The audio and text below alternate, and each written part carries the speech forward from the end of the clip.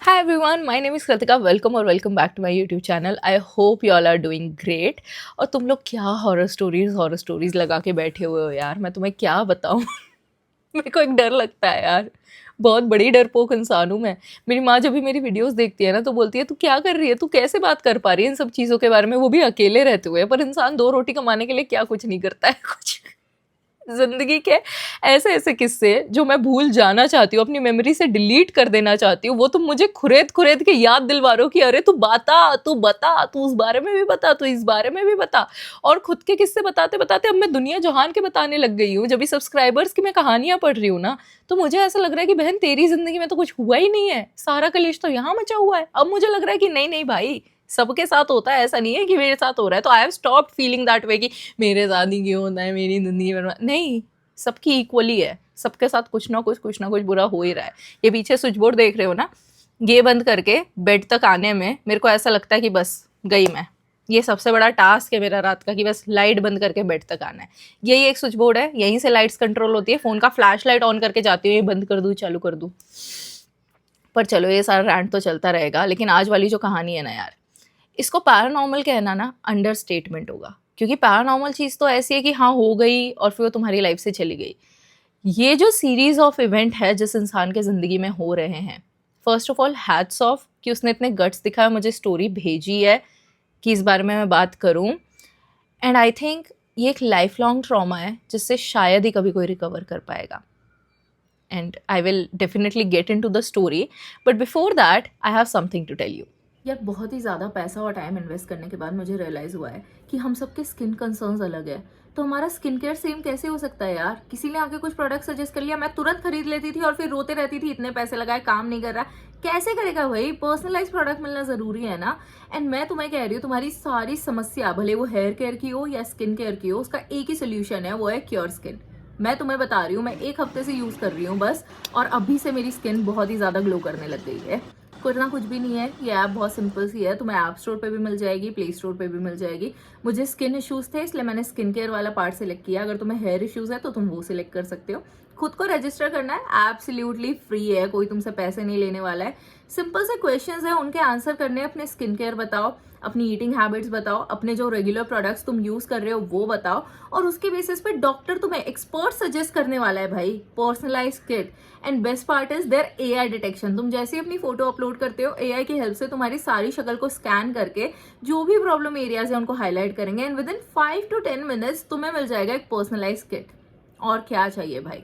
इस पे तुम्हें डाइट ऑप्शंस भी मिल जाएंगे कि तुम्हारे स्किन के हिसाब से कौन सा डाइट तुम्हें फॉलो करना चाहिए to get more glowing skin और बेटर हेयर क्वालिटी। और अगर तुम मेरे जैसे भुलक्कड़ हो जो ये सब करना ही भूल जाए, तो उसके लिए रिमाइंडर्स भी है। ये ऐप आपको रिमाइंड भी करवाएगी कि बहन आपका टाइम हो गया है स्किन केयर करने का, आपका डाइट लेने का टाइम हो गया है, प्लीज ले लीजिए। इससे ज्यादा और क्या चाहिए यार? This literally has become my go to solution for everything. And एक हफ्ते में मेरे चेहरे पे रिजल्ट देख लो भाई। मैंने कोई मेकअप नहीं लगाया हुआ, फिल्टर तो है ही नहीं, ये तो दिख ही रहा है। इससे ज्यादा क्या चाहिए? डिस्काउंट चाहिए, मेरा कूपन कोड लगा लेना, वो भी मिल जाएगा। You are definitely going to thank me later, install कर लो। So without waiting any further कहानी शुरू करते हैं। कहानी है 2010 की और कहानी है आशी की। आशी इज़ फ्रॉम यूपी, एंड ये जो चीज़ हुई है ये उसके खुद के साथ हुई है। Her mom has went through all of this. There came a point where her mom completely denied that she even knows हर।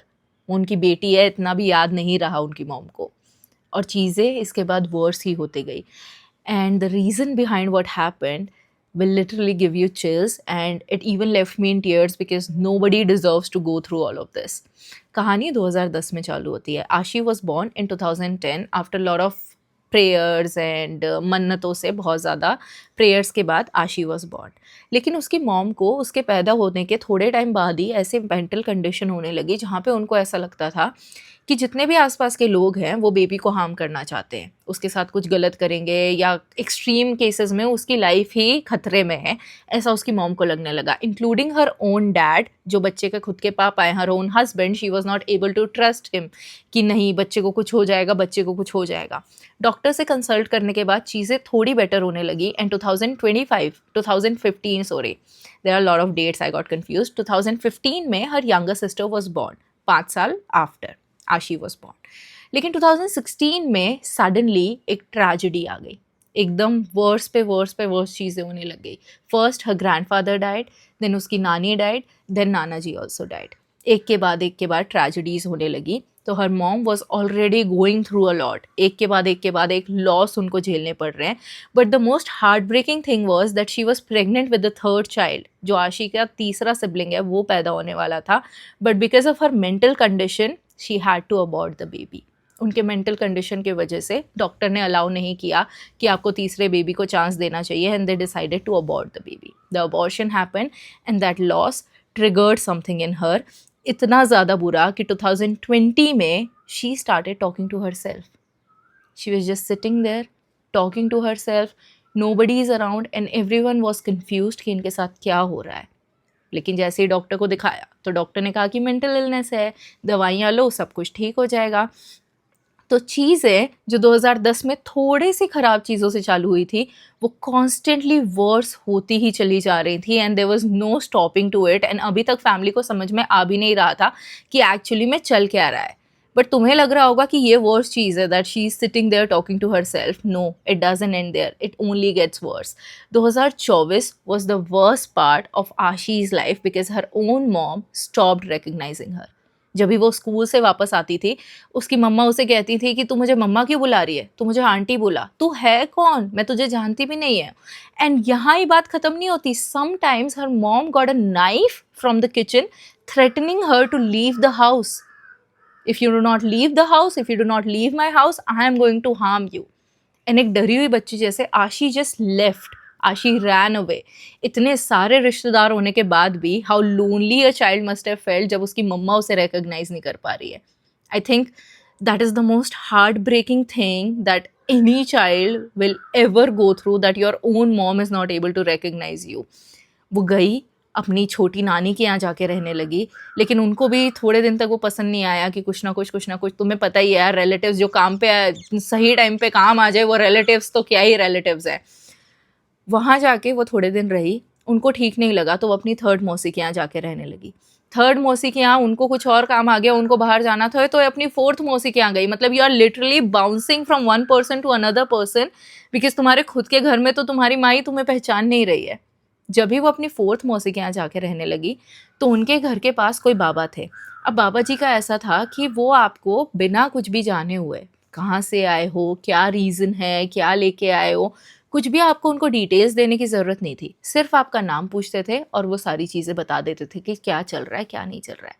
तो जैसे ही आशी अपनी मौसी के साथ उन बाबा जी के यहाँ गई, वो लोग जाके बैठे और उन्होंने नाम पूछा आशी का, आशी की मॉम का नाम पूछा, और उन्होंने हनुमान जी की फ़ोटो लगी हुई थी उनकी तरफ देखा और कुछ लिखने लग गए पेपर पे।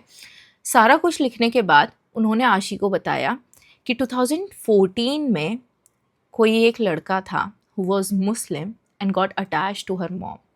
He fell in love with her. And उसने कभी भी ये चीज़ confess नहीं करी.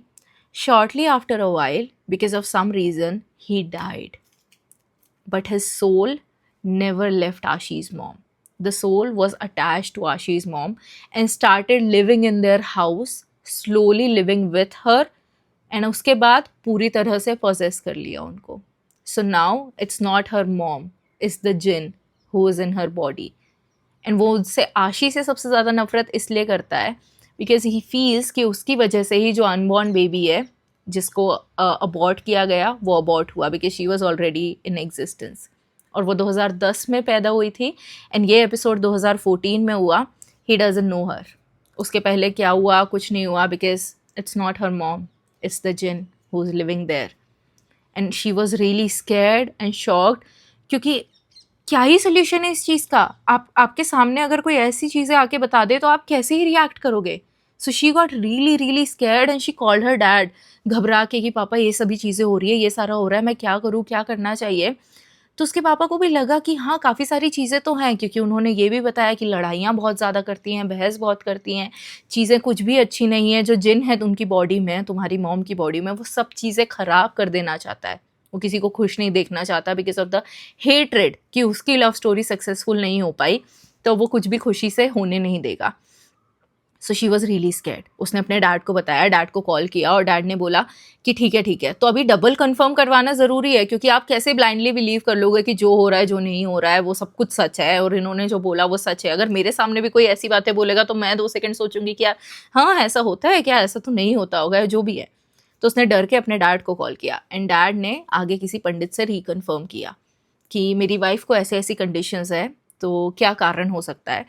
एंड उन्होंने word to word exact same चीज़ बताई जो बाबा जी ऑलरेडी बता चुके थे। तो that's how they got the confirmation कि जो ये बात हो रही है ये सच में है। उसके बाद रिचुअल्स परफॉर्म करे, प्रेयर्स ऑफर करी, काफ़ी सारी चीज़ें हुई। लेकिन तुम्हें क्या लगता है लाइफ नॉर्मल हुई? लाइफ कभी भी नॉर्मल नहीं हुई।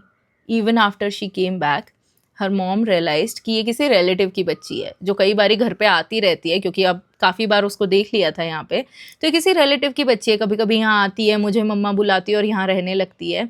अभी भी कई बार ऐसा होता है कि उसकी मॉम उसको बोलती है तू मुझे मम्मा मत बुलाया कर, आंटी बुलाया कर, मुझे इतना अच्छा नहीं लगता।